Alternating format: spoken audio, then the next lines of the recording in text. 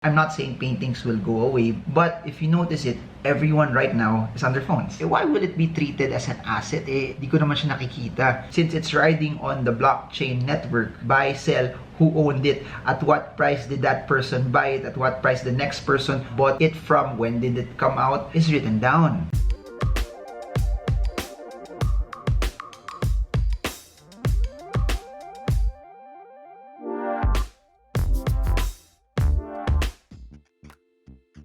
Hey guys, so in this video, I want to talk about NFTs because I know over the past few weeks, there's been so much talk about it, especially for people who love collectibles, especially for people who have been following the digital space. This is something that's a bit interesting that has generated a bit of buzz. Before I begin, please do note this. I'm just also starting. I just started at some point, I think February. So I'm quite new to NFT as an asset class, but I'm gonna share based on my experience, based on what I know, and with the hopes and intent to share the journey with you. So I'm not an expert in this, and I really believe that NFT is something that's very, very new. Just to let you know also, I'm not gonna allocate a large chunk of my portfolio into it. At the maximum, I'm trying to allot at least 1% of my overall portfolio as a maximum cap for it up until I see more developments into this space as well. So it does not violate any of my rules in terms of investments. It will always just be an amount that I can tolerate, and I'm still double downing and putting in more in the stock market and other traditional investments that I know that I've built also. Similar to Bitcoin, I started with a very, very small position back in 2018.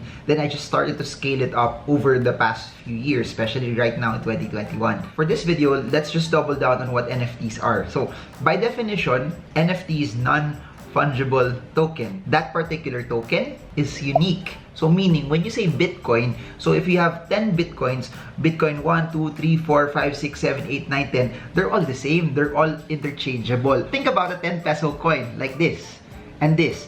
If I zoom in here, there's nothing different between these coins, even if you think about it as a token, meaning I could interchange them and they'll be the same. Their value would also be the same. I could do this and switch this so many times, but since they're fungible and not unique, this coin can be swapped several times without one having a higher value than the other. Think about this as Bitcoin, think about this as Bitcoin. When people swap Bitcoins or when it gets traded, that token, there's nothing unique about it. Non-fungible tokens are basically each item, each token are all relatively unique. They have their own characteristics. So if I use these coins as a parallelism to real world examples, non-fungible items could be sports cards like basketball cards, or it could also be other memorabilia items, or it also could be paintings.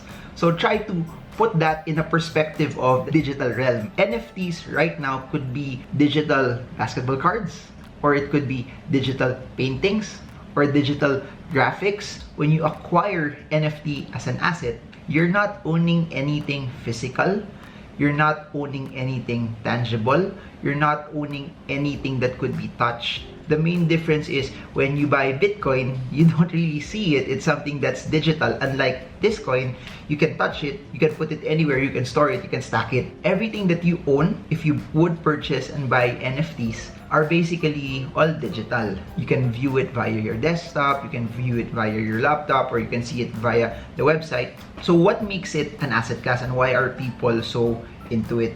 I think NFTs are a hybrid. It's a crossover between blockchain or tokens, because that's the base on where it's being built. And you also have collectibles, art, and also basketball cards, or anything else that could be sold because of there are a group of people wanting to buy it. Since it's early and a lot of people are excited about it, the problem is when a lot of people are excited, prices are higher.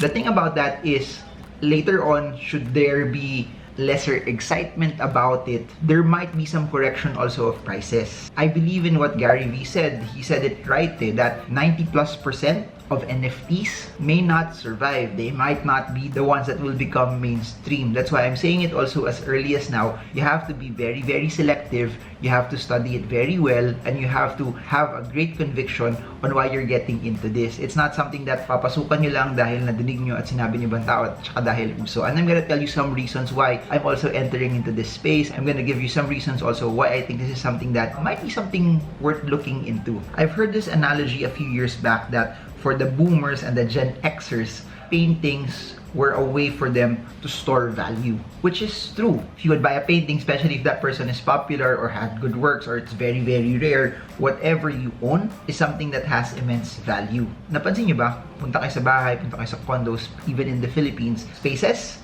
have become smaller. Dati, yung mga bahay ng magulang natin, mas malalaki sila, and it was more practical for them also to hang it. But now, if you notice it, a lot of people live in condominiums, a lot of people have smaller spaces, and the ability for them to collect a lot of paintings, and the ability for them to be able to hang a lot of them, hindi na siya ganun ka-practical, hindi na ganun kadami yung pwede. I'm not saying paintings will go away, but if you notice it, everyone right now is on their phones. In the same way, I think that there's a transition also going on. Have you ever imagined looking at pictures, memories of what you have via something you posted on Instagram, via something you posted in Facebook, via an album that you uploaded in the cloud? And it's normal already to collect things or at least reminisce with things or items on a digitized format. Wala ka na masyadong nakita nagtatago ng papel na nakastack na nandun yung mga documents nila. Most people scan it, upload it. If that's how people have been filing things, I think that's where the shift will be also in terms of art and collectibles, that people will be collecting whatever art, whatever items that they love via their phones. And just looking at my personality, if I would store a painting or a basketball card, baka masira ko siya, baka mawala ko siya, or baka hindi ko siya ma-handle na maayos. Kung sa-sell mo, isi-ship mo pa siya, maghanap pa ng buyer, papahandle mo pa, there's a process in between also for you to be able to sell it. But since everything is in a digitized format, meaning you can buy paintings online, meaning hindi mo na kailangan makita yung graphic, a tangible hard asset, but everything is digital. Or in the same way, basketball cards that are moments that are digitized already that you can watch and collect on your phone.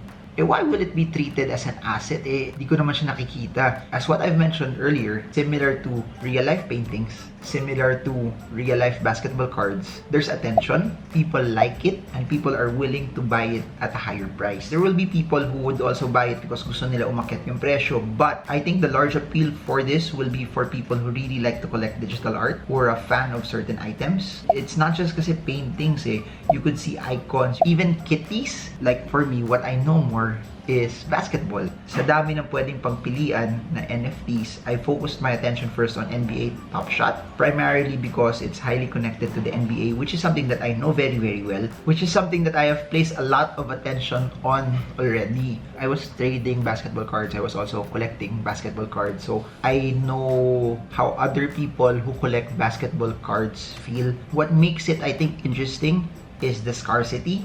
Just like any other collectible, painting, basketball card, the more scarce it is, the higher the appreciation or the higher the interest for that particular item. People who have potential to get better, or people who have accomplished a lot and are about to retire already, suddenly they become very, very important and very, very significant. The performance of the card is, I think, will be based on the scarcity. It will be based on how important the player is that you're collecting, how rare also that particular collectible is. So for NBA Topshot, instead of cards, they're selling moments. So those are moments in NBA history where a particular drive was made, a bucket was made, an assist was made, a block was done, and then they put it in video format. So you could say na, pwede ko naman yan videohan din, tapos collect ko na siya sa phone ko. Pwede naman, but it's the same way also as you printing your own basketball card na hindi talaga galing sa manufacturer or kung saan siya talaga galing.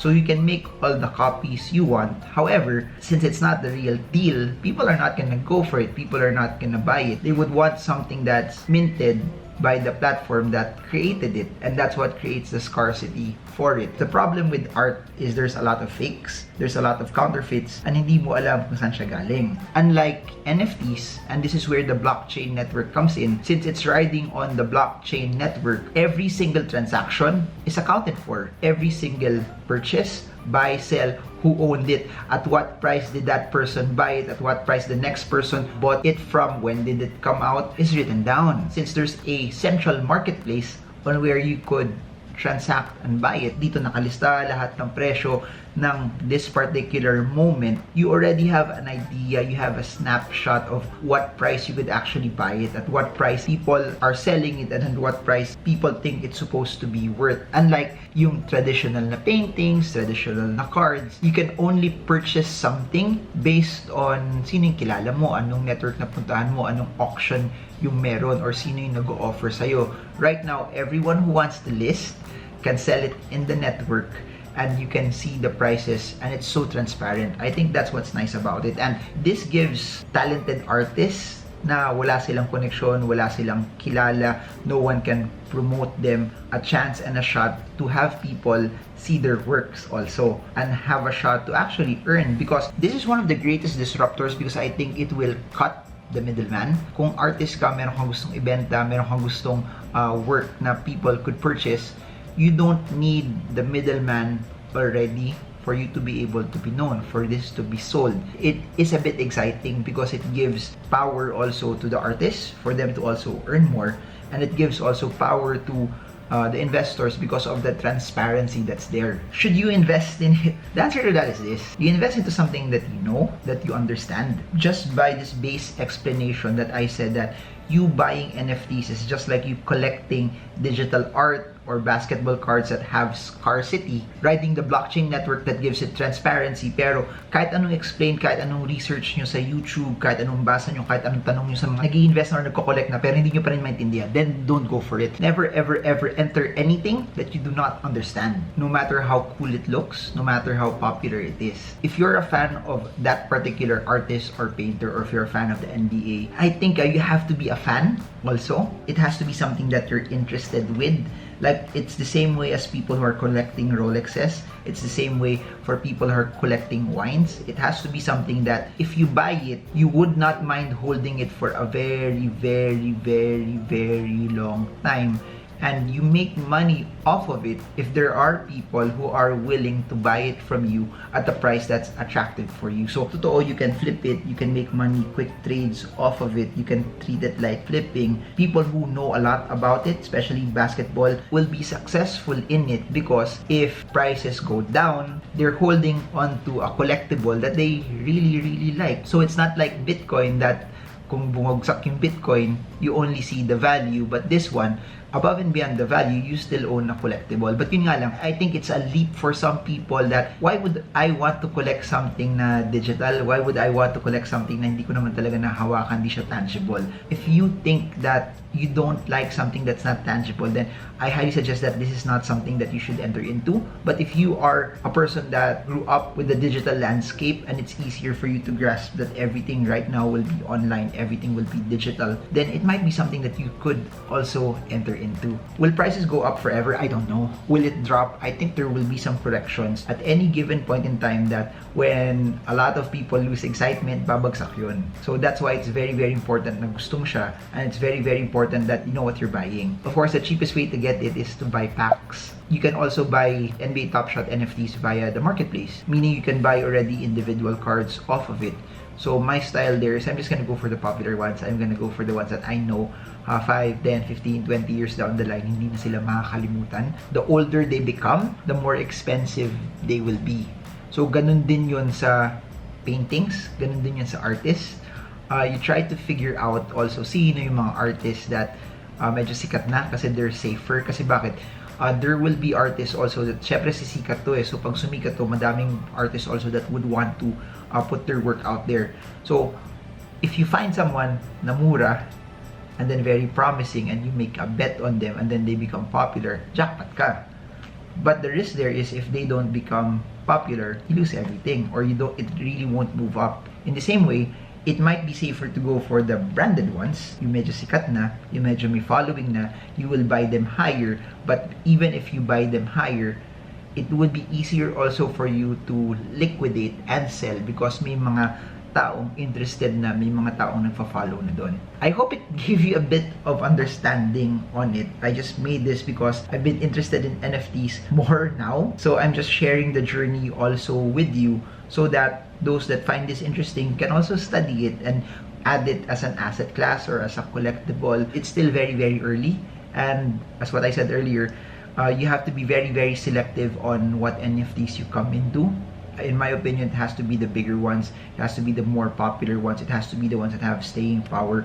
And that's why also I've focused a lot on the NBA, because if it's the NBA, worldwide brand, a lot of people know it, and then there's scarcity also depending on what moment you would get. Right now, there's so much attention on it. Should it go to zero, mawala man siya, matalo siya lahat, okay lang sa akin, tanggap ko yun. I will only allocate an amount of money that if it goes to zero, it's something that I can live with, it's something that I can sleep well at night, it's something na hindi ako magagalit sa sarili ko. That will always be my narrative into it. And in terms of position sizing, as what I said at the start, it will always be a very, very small part of my portfolio. If you have questions or any clarifications, put it in the comment section below and I'll try to make a new video in that. But I just wanted to give you a primer, something that's very, very basic about what NFTs are, why I am investing in them, why am I buying them, and why am I allocating it also.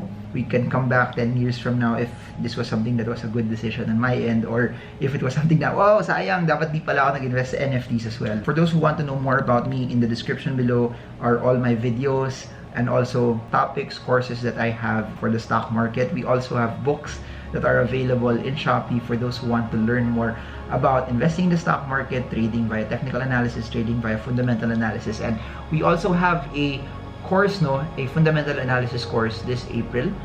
It will be a live training session. Our link is in the description below. And then we're also doing a Zoom course, technical analysis, how you can trade the markets using charts. It will be via Zoom. It will be this May.